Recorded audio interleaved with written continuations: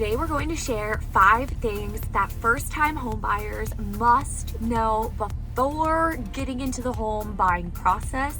And the very last one, in my opinion, is the most important. You do not want this one to happen to you as a home buyer, so be sure to stay tuned until the very end today. You're not going to want to miss anything. Before we get into it though, if you're new here, welcome. My name's Mariah. I'm a real estate agent here in the beautiful state of Oregon, and my husband Spencer and I have a real estate team together here in the Willamette Valley, and we work with a lot of relocation clients. So basically people who are watching our videos like you and are moving to our area from all over. So if you contact me, we would love to work with you. Okay, without further ado, let's get into these 5 things. Thing number 1, this is something I get asked often as a real estate agent. It is the buyer's responsibility to pay for a home inspection. So that's something not all first-time buyers are aware of. If you choose to get one, nobody is going to force you, of course, to get a home inspection. However, most of the time, it is a pretty good idea to get a home inspection, and it is something that we recommend. So as your real estate agent, I am able to and more than happy to refer a great inspector to you to set up the inspection for you and handle all of that. You can be there if you want, but you don't have to be. That is something you pay for as a buyer. And how much does the home inspection cost? That is going to depend on the area that you're in. It's going to depend on the kind of inspection that you get, how invasive you get with the inspection, as well as the square footage of the home is really the biggest thing that comes into play, is how large the home is. So just a few things to keep in mind. The second thing that first-time home buyers need to know beforehand is, what is a home warranty? So a home warranty is something that basically you'll pay, or you can ask in your offer. We can ask for the seller to pay for a home warranty for you. So you can choose to pay for it, or you don't need one. You're not required to have a home warranty. But if you choose to have one, you can pay for it, or you can ask in the offer for the seller to pay for it. Let's just say it's $500 a year. If the sellers pay for it, they're only going to be paying for just that first year of the home warranty.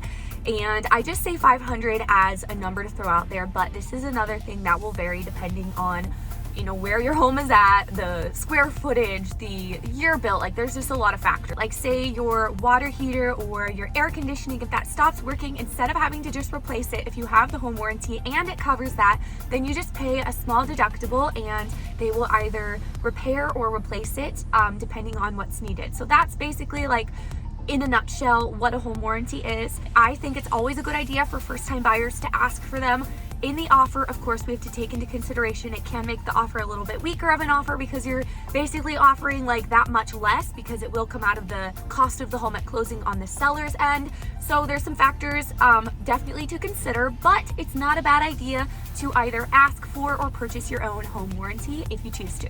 Tip number 3 for first-time home buyers is that in most situations, you're going to need to put your best foot forward, as in your best offer forward up front. You cannot be expecting a counter in this market. A few years ago, it was very common to write an offer expecting a counter offer back, or as a listing agent, I would list a home. We got an offer and it was kind of a situation where we knew they were expecting a counter and they wanted us to go back and forth. Sometimes we'd even have counters 5 different times of going back and forth with the seller and the buyer.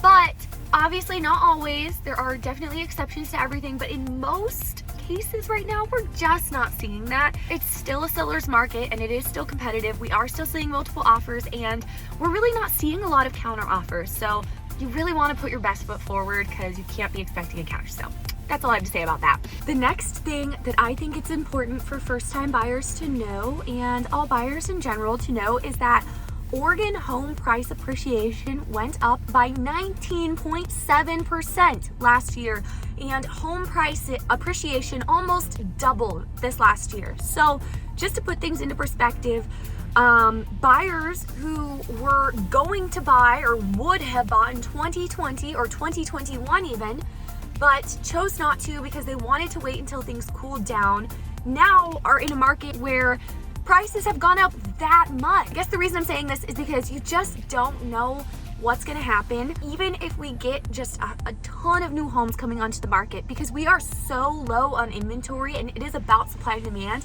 We're still going to be seeing home appreciation, most likely. There's a really good chance. I don't think homes are going to appreciate at this rate. like as quickly as they have been. I hope they don't, because that's not a healthy real estate market.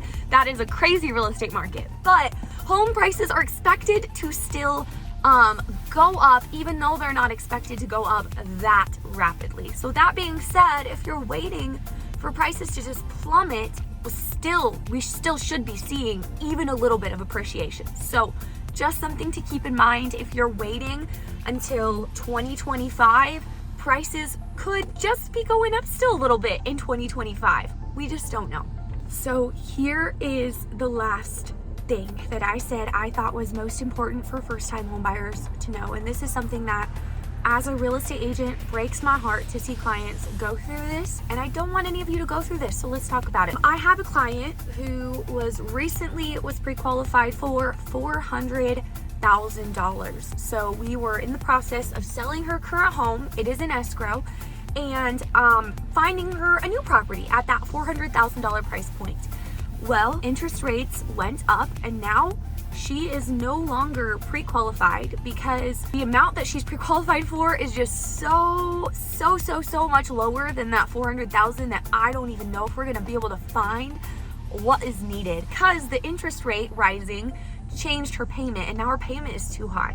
So just be aware, home buyers, that interest rates going up can really affect what you're pre-qualified for. It can really affect your monthly payment. That is certainly something to consider. So with all that being said, I really do believe that there is great opportunity, whether you are a buyer or seller, no matter what market you are in.